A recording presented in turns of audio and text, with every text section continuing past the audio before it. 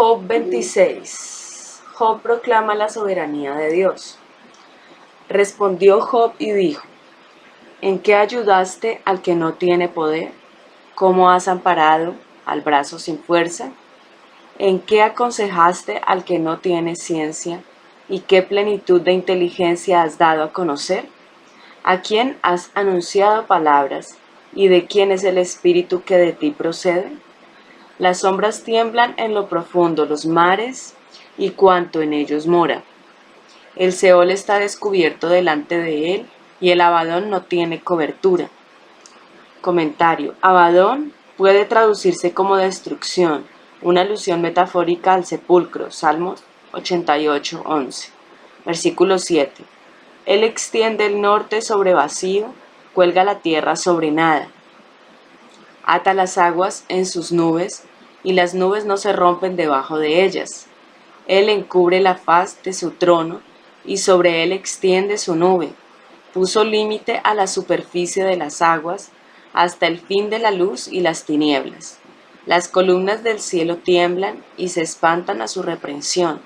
Él agita el mar con su poder, y con su entendimiento hiere la arrogancia suya. Su espíritu adornó los cielos, su mano creó la serpiente tortuosa. He aquí estas cosas son solo los bordes de sus caminos, y cuán leve es el susurro que hemos oído de él. Pero el trueno de su poder, ¿quién lo puede comprender? Comentario final. Job vuelve a referirse al gran poder de Dios. Sus consejeros lo exasperan. Entonces podemos ver en este capítulo 26 cosas bien interesantes, ¿no? Vemos en la primera parte, pues que me llamó la atención, los primeros 4 versículos, en donde Job responde, ¿sí? Dice acá que la respuesta de Job para Bildad, entonces aparece en los primeros versículos como la molestia, como lo que, como un fastidio por las cosas que le han estado diciendo los amigos, en este caso a Bildad. Y del versículo 1 al 2 dice: en la práctica, ¿me han salvado a mí o a alguien más? Es una pregunta que les hace Job a sus amigos. ¿En qué ayudaste al que no tiene poder? ¿Cómo has amparado el brazo sin fuerza? Entonces vemos como esa primera parte. Al principio cuando lo leí estaba como pensando si era que realmente lo estaba diciendo hacia Dios, pero pues aquí lo entendemos que es hacia los amigos, ¿no? Después del versículo, los versículos 3 y 4 dice: ¿me han ayudado a mí o a alguien más con su sabiduría? ¿En qué aconsejaste al que no tiene ciencia? ¿A quién has anunciado palabras? ¿Y de quién es el espíritu que de ti procede? Entonces son palabras bastante fuertes en esta primera parte que hablan acerca de lo que, del fastidio, de la saturación que ya estaba sintiendo Job acerca de todo lo que le decían los amigos. Luego viene una segunda parte en donde Job alaba a Dios y su maravilloso poder en la creación. Vemos del versículo 5 al 13 una descripción del poder de Dios.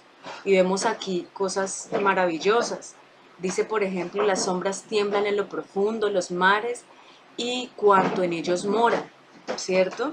También habla acá una cosa que tal vez tal vez puede ser causa de pregunta también, es acerca del Abadón.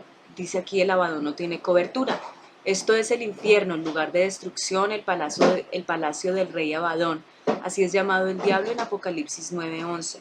Y así es llamado el infierno en este texto, porque ahí dentro están clavados todos los que están destinados a la destrucción, todos los malcriados de insondable perdición. Este es un comentario de Trapp.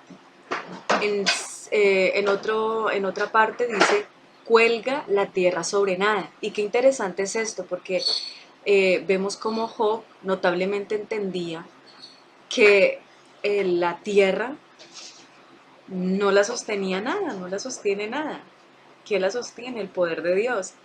Dice aquí que, en contraste con las mitologías antiguas que decían que la tierra era sostenida por las espaldas de elefantes o tortugas gigantes, Job sabía que cuelga la tierra sobre nada. dice también aquí que usted puede ver cómo el poeta, filósofo, casi pone sus manos sobre los aún no revelados secretos de la naturaleza. Difícilmente podemos preguntarnos que el pasaje atrapó el ojo de un Kepler fresco de haber quitado una parte del velo. Esto lo dice Bradley. La grandeza de esta obra de Dios aparece por la presente, dice Merlín, que los hombres no pueden esparcir arriba de la cortina más delgada, sino algo sólido que lo sostenga. Dice también aquí que puso límite a la superficie de las aguas hasta el fin de la luz y las tinieblas. Las columnas del cielo tiemblan. Habla acerca de que él agita el mar con su poder, ¿sí? También dice aquí que su mano creó la serpiente tortuosa. Esta es otra oscura referencia a la serpiente antigua derrotada por Dios. Isaías 51:9 y Salmos 89, el 9 al 10, también hablan de una serpiente asociada con el mar que Dios derrotó como una demostración de su gran fuerza e identifica a esta serpiente con el nombre de Rahab, que significa la orgullosa. Vamos a leer algo más acerca de esto porque es muy interesante. Dice, mitologías rabínicas antiguas sugieren que hubo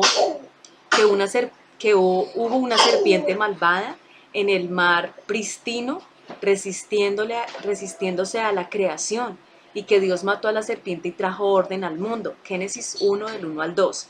Satanás es a menudo representado por un dragón o una serpiente. Esto lo vimos en Génesis 3, Apocalipsis 12 y 13.